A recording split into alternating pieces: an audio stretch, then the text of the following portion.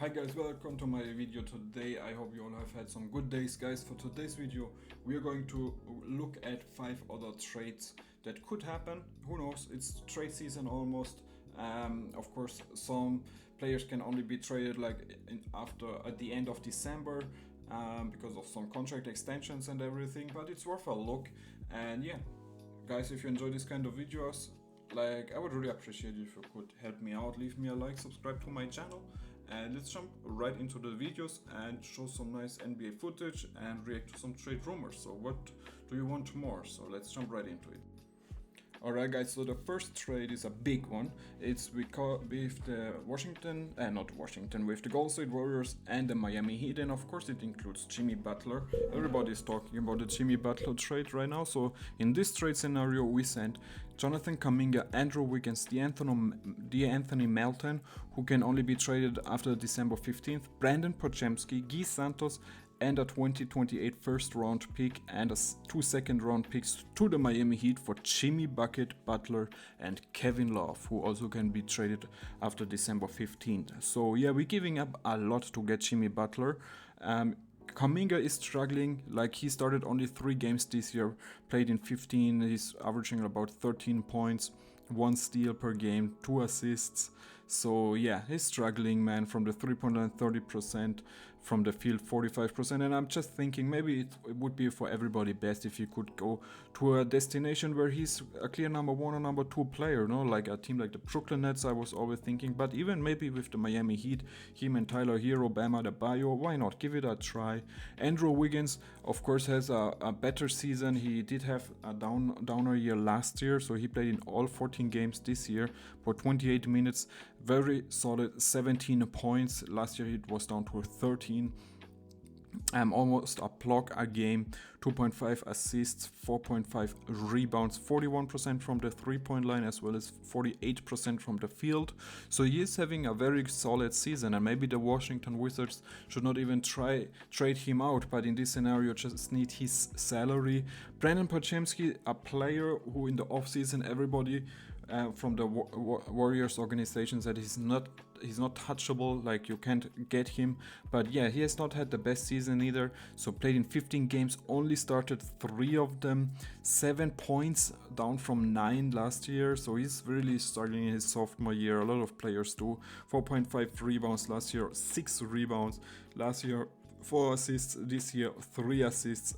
Also from the 3-point line struggling so much. He was a 39% shooter last year. This year 19% from the field as well, from 46% to 37%. So all his numbers, they look bad or worse than last year, and yeah, he's not untouchable anymore. So yeah, it's maybe the same with Kuminga. Maybe these guys, they just need a new situation where they get more responsibility on the floor, they have more time to develop, because with the Warriors, they're under a lot of pressure, man. They need to win right now as long as Steph Curry is there. So yeah, let's have a look at Jimmy's season this year. 10 games, 19 points, as well as 1.5 steals per game, half a block a game, 5 assists, so 6 rebounds. So those are typical Jimmy Butler numbers, but of course struggling also from the 3-point line with 21%, 52% from the field. But we all know once playoff time comes, he's probably going to get better, and yeah, would be interesting fit him next to Steph Curry, of course. Kevin Love played only 6 games, 7 points, 7 rebounds, so good numbers there, good rotational player, but of course he's already 36 years of age. Jimmy Butler 35. So this is the Warriors going all in this season, which they probably should. So yeah, I would like this trade for the Miami Heat, because yeah, you kind of have a situation there with Jimmy. He doesn't want to resign, or you don't want to give him that big contract out. I don't know what's going on, but you get a draft pick, you get Kuminga, Podziemski, young players, you get Wiggins, who can help you to win right now as well. So yeah, man, so I like it from the Heat perspective, from the Warriors as well. Just go all in with Steph, give him whatever he asks for. Steve Kerr is going to figure out, he's such a great coach, to be honest. And yeah, so interesting. What do you guys think about this one? Alright guys, so the next trade is with the Atlanta Hawks and the Los Angeles Lakers, and of course it includes Trae Young. We have to include him in this kind of videos, of course. Trae Young and Cody Zeller to the Los Angeles Lakers for D'Angelo Russell, Rui Hachimura, Gabe Vincent, Jalen Hood-Schifino, and a 2029 first round pick as well as a 2027 second round pick. So that Laker package, D'Lo, Rui, Gabe Vincent, Jalen Hood-Schifino, is the one you see a lot on the internet right now. So yeah, they are just the obvious ones to be traded out. So if you look at Trae Young this season, he played in 16 games, 22 points per game, as well as 1.5 steals, 11.7 assists, so almost 12 assists, which is very, very good. 4 rebounds. He's shooting 33% from the 3-point line as well as 38% from the field. So yeah, it's just so interesting with him in the Atlanta Hawks organization. He's 26 years of age. Is he going to be long term there? Are they still building around him, or do they want to trade him out? This is something like we can all speculate all year long, but we will just, I don't know, man. There's just not an obvious answer to it. On the other side, the Los Angeles Lakers, they seem to really want to make a trade, in my opinion. They have all the assets. So D'Lo, of course, is struggling. He's coming off the bench at the moment. 11 points, which is his lowest throughout his whole career. The same with his 3-point percentage, 29%, the lowest from his career. 38% from the field, the lowest of his career. So the assist number is going for him, but besides that, he has a very, very tough year, 20 years of age, and they did get him on a nice contract, but I'm pretty sure they want to upgrade from him. Rui Hachimura, or you could also talk about a Jared Vanderbilt, maybe. He played in 11 games, 12.5 points per game, half a block a game, 1.5 assists, 6 rebounds, 50% from the 3-point line, but of course he's not a big shooter, as well as 43% from the field. So yeah, 26 years of age, so I don't know if the Hawks really want him. Gabe Vincent, another difficult one, man. Like, he came from the Miami Heat, such a good year there, and since he signed that big contract in Los Angeles with the Lakers, it just has not worked out. Last year only played 11 games. This year he played in 16, so that's up for him, but only 3 points. The defense is not so strong like we remember it with the Heat days, so he probably just needs time. His shooting looks terrible, 20% from the 3 line and 30% from the field. So yeah, very tough year, but I think the Hawks really would like that 2029 first round pick, because who knows how the Lakers are going to be there, because of course LeBron has to retire at some point, and I don't know, AD, you know, like he looks so good this year, but with his body and his injury problems, you know, like maybe this is going to be a very high pick. So if I'm the Hawks, I don't know, it's really not much you're getting for your best player on the team, just 1 first round pick. So I don't really love it, to be honest. It's still LA. They could also attract other free agents throughout the process, and then you end up with a very high first round pick. So yeah, it's just a lot of risk, because the players you get back, I don't think they do help you. If you're the Lakers, you do this trade because it's just, you need to win right now, and it's all about bringing another chip with LeBron. So yeah, what do you guys think? Let me know what you think. What should the Hawks get for their best player? Alright guys, so let's go to the next 2 teams who make a trade with in this scenario, and it is the Charlotte Hornets and the New Orleans Pelicans, and in which the Charlotte Hornets get Brandon Ingram for Grant Williams, Josh Green, Nick Richards, and a 2027 first round pick, lottery protected. So that pick is not worth too much. But of course, we're talking here about Brandon Ingram, who has been in a lot of rumors since month now and still has not signed a new contract. So it's going to be interesting in what the Pelicans are going to do. Like I said it many times before, I'm almost at the point where I say, resign Brandon Ingram, keep him, and try to find a trade for Zion Williamson, because the former number 1 pick can just not stay healthy and he's not consistent enough for my liking. So yeah, I would choose Brandon Ingram over Zion Williamson, even if it sounds crazy, but that's how I look at it. So he played in all games, 23 points per game, almost a steal, half a block a game, 5.4 assists, so very nice there, 6 rebounds, he's shooting 36% from the 3 line and 47% from the field goal. And yeah, him going to Charlotte is a very nice fit. The Hornets are a fun team to watch. Actually, I do want to make a rebuild with him on the Hornets on NBA 2K. So leave a like if you would like me to do that. And yeah, so interesting scenario there. Him in a Hornets uniform with LaMelo, Mark Williams, and Brandon Miller. Very interesting. I would love to see that. On the other side, the Pelicans, of course, get the center in Nick Richards, a solid role player in Grant Williams and Josh Green.